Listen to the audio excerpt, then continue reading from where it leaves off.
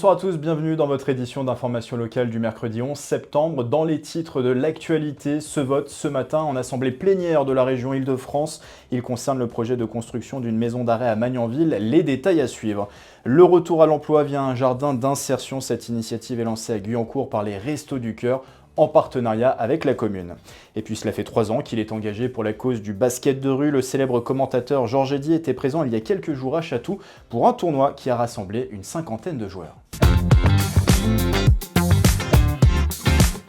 Cette information donc pour commencer, la région Île-de-France qui demande à l'État de revoir sa copie sur le projet de construction d'une maison d'arrêt à Magnanville. Les élus de la collectivité ont voté majoritairement une motion en ce sens en assemblée plénière ce mercredi matin. Elle portait sur la création de nouvelles places de prison sur le territoire. Écoutez ses explications.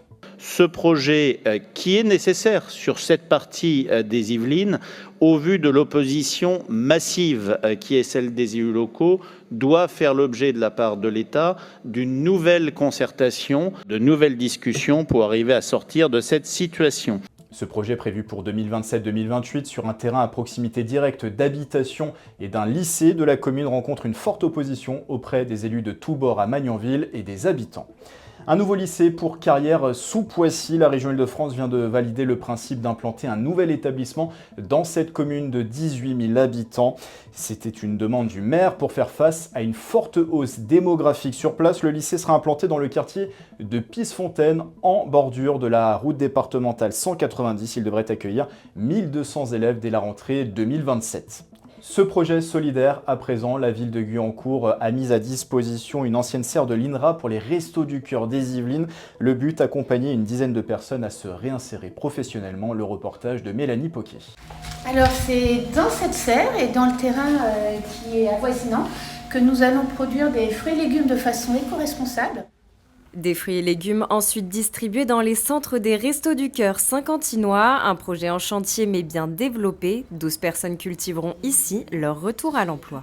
Nous sommes essentiellement connus pour l'aide alimentaire, mais en fait notre objectif c'est d'accompagner les personnes pour qu'elles ne rentrent plus dans la précarité, et le retour vers l'emploi est une de ces facettes bien évidemment. Ils seront accompagnés par un encadrant technique, spécialiste en maraîchage, une aide encadrante sociale et puis une douzaine de bénévoles. À l'issue, les bénéficiaires devraient avoir retrouvé un emploi ou débuté une formation, un chantier d'insertion qui prendra place sur un terrain de 4000 m² et dans une serre de 720 m² sur un terrain racheté en 2019 par la ville de Guyancourt à l'INRA. On voulait absolument que la vocation de ces terrains, je rappelle que c'est une vocation essentiellement agricole et évidemment solidaire, donc elle demeure. C'est une mise à disposition de l'ensemble de ce bâti et de la parcelle. Je rappelle qu'il y a la serre, il y a un bâtiment, il y a une parcelle à cultiver aussi. Les demandeurs d'emploi seront orientés notamment par France Travail et le CCAS. Les travaux devraient commencer en octobre pour lancer le projet au printemps 2025.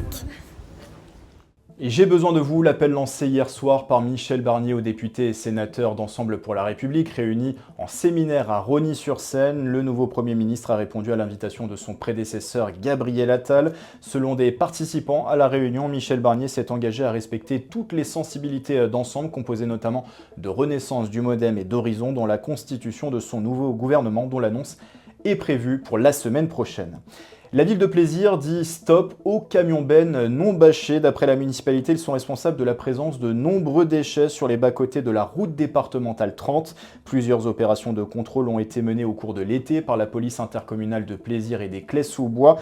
Plusieurs procès-verbaux ont été dressés. D'autres contrôles seront effectués dans les prochains jours, promet la commune. Il est le plus célèbre peut-être des commentateurs de basket en France. Georges Eddy vient souvent jouer dans les Yvelines à Chatou. Depuis 3 ans, il défend même la pratique du basket de rue. Et il était présent il y a quelques jours sur l'île des impressionnistes pour un tournoi, le Playground Time. C'est le nom de l'association qui a organisé cet événement. On revient dessus avec Mathilde Francou et Mickaël Elmidoro.